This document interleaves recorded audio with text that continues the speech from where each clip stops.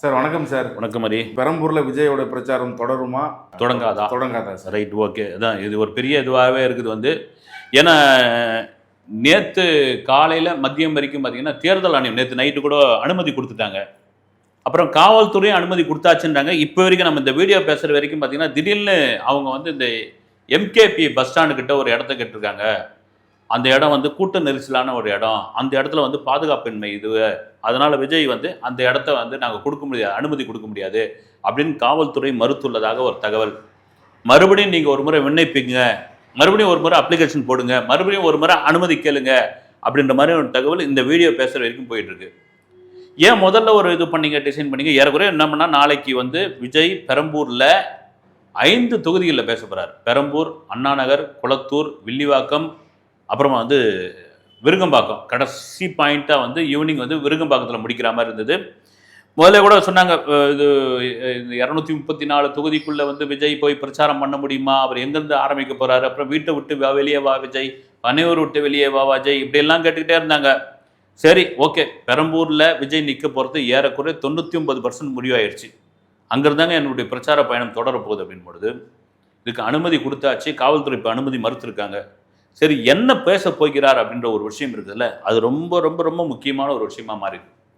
ஏன்னா கடந்த மக்கள் சந்திப்பில் உங்கள் எல்லாருக்கும் தெரிஞ்சிருக்கும், திருச்சியில் ஆரம்பித்து திருச்சி ஏர்போர்ட்லேருந்து மரக்கடை பஜார் போகிறதுக்கு விஜய்க்கு 6 மணி நேரம் ஆச்சு.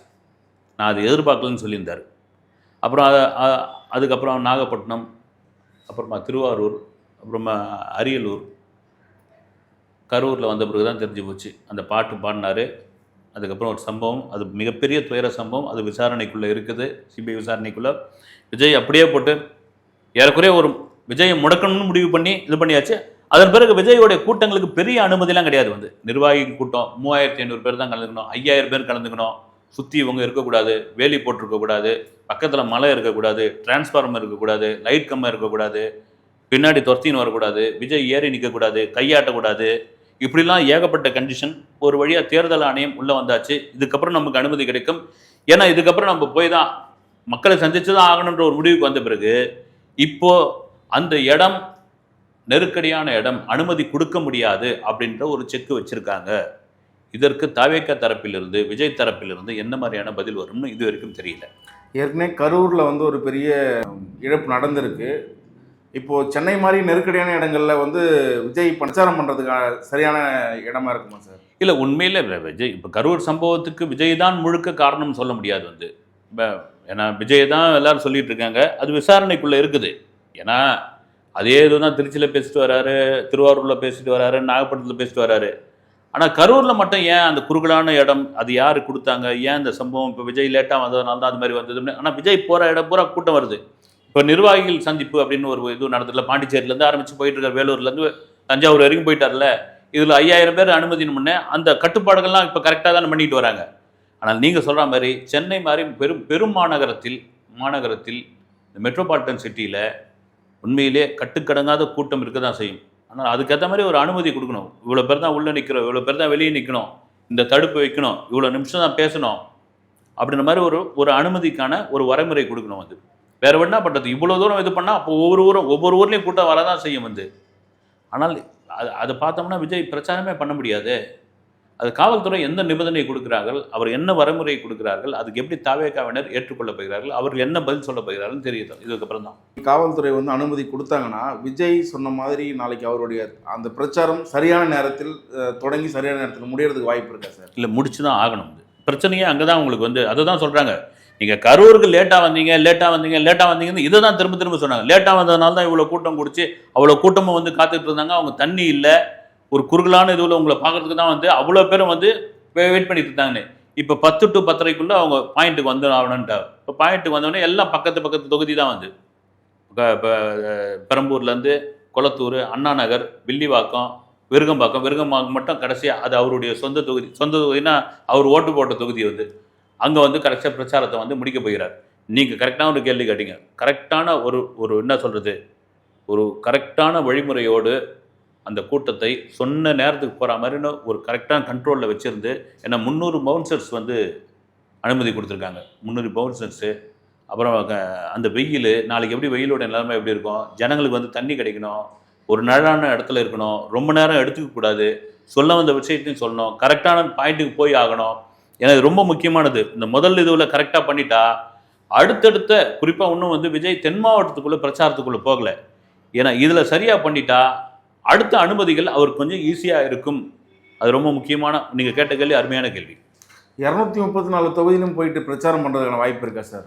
இல்லை, 25 நாள் இருக்குது. உண்மையிலே மனசு வச்சான்னா கரெக்டாக அதுக்கான வழிமுறைகள், கரெக்டான அனுமதிகள் முறையாக கிடைச்சி விஜய் ஒரு என்ன சொல்லுது, ஒரு கரெக்ட் ஒரு அந்த பிளானிங் கரெக்டாக இருந்து இந்த டைமுக்குள்ளே இந்த இடத்துக்கு நம்ம போய் பேசிட்டு இந்த பிரச்சாரத்தை முடிச்சுட்டு வந்தோம் அப்படின்னு எந்த தொந்தரவும் இல்லை. முக்கியமான ஒரு விஷயம் என்னென்னா, இந்த ரசிகர்கள் தொண்டர்கள் தயவு செய்து, ஏன்னா அவங்களையும் காரணம் சொல்லணும். விஜயை சொல்கிறோம், அப்புறம் காவல்துறை சொல்கிறோம், மற்றவங்களை சொல்கிறோம். இவங்க தான் வந்து வண்டியை கொண்டு வந்து காருக்குள்ளே விட்டுறது, செல்ஃபி எடுக்கிறது, முன்னால் நின்று ஃபோட்டோ எடுக்கிறது. ஏன் இது மாதிரி பண்ணுறீங்க? நீங்கள் எவ்வளோ தூரம் சொல்லியாச்சு வந்து விஜய்க்கு பிரச்சனை வெளியே இல்லை, உங்ககிட்ட தான் இருக்குது பொழுதுன்னு. அவங்க ரசிகர்களா, அவங்க தொண்டர்களா, அவங்க யாருக்குன்னே ஒன்றும் புரியல. வந்து இதெல்லாம் சரியாக பண்ணிட்டா இந்த 234 தொகுதியும் ஈஸியாக விஜய் அந்த பிரச்சாரத்தை ஏக்தம் பண்ணிடலாம். முக்கியமாக நாளைக்கு விஜய் அவர்கள் விருகம்பாக்கம் தொகுதியில் என்ன மாதிரியான ஒரு பிரச்சாரத்தை மேற்கொள்வார் சார்? இல்லை, ஒவ்வொரு தொகுதிக்கும் ஒவ்வொரு மாதிரி பேசுவார்னு தான் நான் நினைக்கிறேன். விருகம்பாக்கம்னு கிடையாது. இப்போ நீங்கள் திருச்சியில் பேசினப்போ என்ன ஆகிப்போச்சு, கடுமையாக அங்கே திருச்சியில் வந்து ஒரு ஏறக்குறைய முடிசூடா மன்னர்களாக இருக்கக்கூடிய KN நேரு, அன்பில் மகேஷ் இவர்களை பற்றிலாம் வந்து பேசினார். அப்புறமா நாகப்பட்டினம் வந்து மீனவர்களுக்கு ஏன் எப்போ பார்த்தாலும் வந்து தமிழக மீனவர்களுக்கு இந்திய மீனவர்கள் சொல்கிறீங்கயா, மீனவர்களுக்கான பிரச்சனை யாருமே தீர்க்க மாட்டேன்றீங்க. ஒவ்வொரு வாட்டியும் வந்து இலங்கையிலேருந்து வந்து சுட்டுக்கிட்டு இருக்கானுங்க, மீன் பிடிக்க போக முடியல, எல்லை தாண்டி வந்துட்டேன்றீங்க. பாதிக்கப்படுறது பூரா நாகப்பட்டினம் மீனவர்கள் தான். அவங்களுக்கு யாரும் வந்து ஒரு வழிமுறையை சொல்ல மாட்டேன்றீங்க. வரப்பெல்லாம் வந்து ஒரு இது பண்ணுறீங்க, தேர்தலுக்காக வந்து அவங்களுக்கு வழி இல்லைன்னு. திருவாரூரில் போய் என்ன பேசுனார்னா, விவசாயம் வந்து விவசாயிகளுடைய பிரச்சனை, குறிப்பாக விவசாயம் கஷ்டப்பட்டு அந்த நெல் மூட்டையை கொண்டு வந்து போடுறாங்க, அதுக்கு ஒரு தார்பாய் கிடையாது, அதுக்கு ஒரு குடோன் கிடையாது, அதுக்கு ஒரு தகரம் அடிக்க மாட்டேன்றீங்க. மழை பெஞ்சு எல்லாம் முளைச்சி போகுது, எல்லாத்தையும் கண்டுபிடிக்கிங்க, எல்லாத்துக்கும் செலவு பண்ணுறீங்க. விவசாயியோட இது ஒரு நெல் மூட்டைக்கு ஒரு தார்பாய் போட முடியாது அவங்களால அப்படின்னு கேட்டது. அப்புறம் மூட்டைக்கு 50 ரூபான்னு கமிஷன் வாங்குறீங்களே, நியாயமானு கேட்டது. வந்து கரூரில் வந்து அவர் பாட்டு பாட ஆரம்பித்த பிறகு தான் நடந்த சம்பவங்கள்லாம் உங்களுக்கு தெரியும். இப்போ சொல்கிற மாதிரி பெரம்பூரில் என்ன பிரச்சனை, வில்லிவாக்கத்தில் என்ன பிரச்சனை, கொளத்தூரில் என்ன பிரச்சனை, விருகம்பாக்கத்தில் என்ன பிரச்சனை, இப்படி ஒவ்வொரு தொகுதிக்குமான பிரச்சனைகள் என்ன சொல்லி இவங்க வந்தாங்க, அதை நிறைவேற்றினார்களா, மக்களுடைய பிரச்சனை என்ன, இங்கே சாலை போக்குவரத்து சரியாக இருக்குதா, சுகாதாரம் சரியாக இருக்குதா, சென்னையோட போக்குவரத்து மிகப்பெரிய சவாலாக இருக்குது, இதுக்கு நான் வந்தேன்னா என்ன செய்வேன், குறிப்பாக உங்கள் தொகுதிக்கு நாங்கள் ஜெயிச்சோம்னா என்ன பண்ணுவோம், இந்த மாதிரியான ஒரு ஸ்பீச்சாக தான் அது இருக்கும். ஏன்னா சினிமாக்காரர்கள் அதிகம் இருக்கிற தொகுதி வந்து விருகம்பாக்கம் தொகுதி, அதனால தான் சார் இந்த கேள்வி கேட்டேன். இல்லை, ஸ்பெஷலாக ஏதாவது பேசுறதுக்கு வாய்ப்பு இருக்கு? இல்லை, சினிமாக்காரர்கள் வந்து ஒன்று கேட்டால் வந்து விஜய் பிறந்து வளர்ந்ததே அங்கே தான், விருகம்பாக்கம் தான். சாலிகிராமம் தான் ஒரு சொந்த ஊர். விருகம்பாக்கம், KK நகர் எல்லாம் அந்த தொகுதிக்குள்ளே தான் அடங்கும். வந்து அது இப்போது வந்து சமீபத்தில் வந்த தொகுதி தான் அது. வந்து நீங்கள் சொல்கிற மாதிரி சினிமாக்காரர் ஏரியா தான் அது. வந்து அங்கே போய் சினிமாக்காரர்களுக்கு வந்து நான் வந்து இங்கே திரைப்பட நகரை கட்டுத்தரேன், ஸ்டுடியோ அமைச்சு தரேன் அப்படின்ட்டு சொன்னால் அது வந்து வழக்கம் போல் இருக்கும். அங்கே இருக்கிற பிரச்சனைகள் என்ன, ஏன்னா முழுக்க சினிமாக்காரர்கள் மட்டும் அங்கே இல்லை. வந்து அதுலேருந்து ஒரு குறிப்பிட்ட சதவீதம், ஒரு 5% இருப்பாங்கன்னா மீதியெல்லாம் பொதுமக்கள் தான் இருக்காங்க. அங்கே இவ்வளோ காலம் இருந்தாங்க, என்ன செஞ்சாங்க, என்ன அவங்களுக்கு அந்த பிரச்சனைகள். நான் வந்தேன்னா என்ன, நான் இதே ரோட்டில் தான் விளையாடினேன், இதே ரோட்டில் தான் நான் பள்ளியிடம் போனேன், இங்கே தான் நான் வந்து கிட்டிப்புள்ளி விளையாடினேன் அப்படின்னு விஜய் ஒன்றும் யதார்த்தமாக பேசுறதுக்கான வாய்ப்பும் இருக்குது. சார், இன்னொரு விஷயம்னா, விஜயுடைய கட்சியில் இன்னும் யாரும் போயிட்டு இணைஞ்சதாக ஒன்றும் செய்திகளும் எதுவும் வரல. காங்கிரஸில் இருந்து 60 ஆண்டு காலமாக இருந்த ஒரு மூத்த அரசியல் தலைவர் வந்து விஜய் கூட இணைஞ்சிருக்காங்க. இது எப்படி சார் பார்க்குறீங்க? இல்லை, இது உண்மையிலே வரவேற்கக்கூடிய ஒரு விஷயம். நீங்கள் பார்த்து நம்ம அது கூட சில பேர் வந்து ட்ரோல் பண்ணிட்டு இருந்தாங்க. வந்து காங்கிரஸில் அவ்வளோ காலம் இருந்திருக்காங்க அந்த அம்மா, வந்து அவ்வளோ காலம் இருந்திருக்காங்க. அவங்க வந்து இந்த தம்பி வரட்டுமே, நாங்கள் எல்லா ஆட்சியும் பார்த்தாச்சு, எல்லா தலைவர்களையும் பார்த்தாச்சு, காமராஜருக்கு பிறகு அப்படி ஒரு ஆட்சி நான் பார்த்ததே இல்லை, இந்த தம்பி வரட்டும், இவருக்கான ஆதரவு கொடுக்குறேன்ட்டு ஒரு என்ன சொல்கிறது, ஒரு மிகவும் மூத்த ஒரு அரசியல்வாதின்னு கூட சொல்லலாம். அந்த அனுபவசாலி அந்த அம்மா அவங்களோடு சேர்ந்து வந்து இணைஞ்சிருக்காங்க. இதெல்லாம் ஒரு பெரிய பலம் தான்.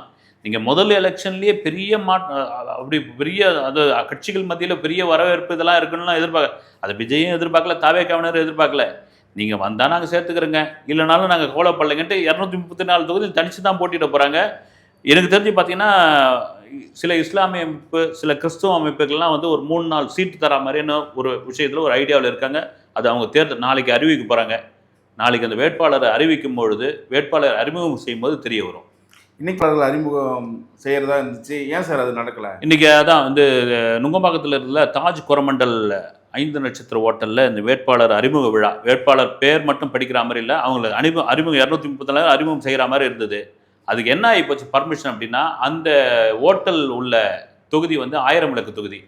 அங்கே இருக்கிற தேர்தல் அதிகாரிகிட்ட போய் பர்மிஷன் வாங்குறதுக்கு ஒரு நாள் அவங்க வெயிட் பண்ணியிருந்துக்கிறாங்க. அதன் பிறகு நைட்டு தான் அந்த தேர்தல் அதிகாரி மீட் பண்ணியிருக்காங்க. அவர் என்ன சொல்லியிருக்காருன்னா, ஆப்பில் செயலி மூலமாக நீங்கள் வந்து அந்த அனுமதி வாங்கணும், நேராக இங்கே வந்து கடிதம்லாம் கொடுக்கக்கூடாதுன்னு. அவங்க அந்த செயலியில் போய் அந்த நிர்வாகிகள் சொன்னது என்னென்னா, நாங்கள் அந்த ஆப்பில் போய் தேடினோம், அதில் தெருமுனை கூட்டம், பிரச்சார கூட்டம், இதெல்லாம் தான் அனுமதி, அதுக்கான அனுமதி தான் இருக்குது கண்டி, உள்ள அரங்கில் நடக்கக்கூடிய அந்த கூட்டத்திற்கான அனுமதி அந்த ஆப்ஷன் இல்லை அப்படின்போது அதை வாங்கிட்டாங்க. வாங்கிட்டு 48 மணி நேரத்துக்கு முன்னாடி நீங்கள் அனுமதி கேட்கணும்னு நினைக்கிறாங்க. 29ஆம் தேதி அந்த வேட்பாளர் அறிமுக கூட்டம், வேட்பாளர் பட்டியலை வாசிக்க போகிறார் விஜய். கருத்துக்கள் ரொம்ப நன்றி சார். வணக்கம்.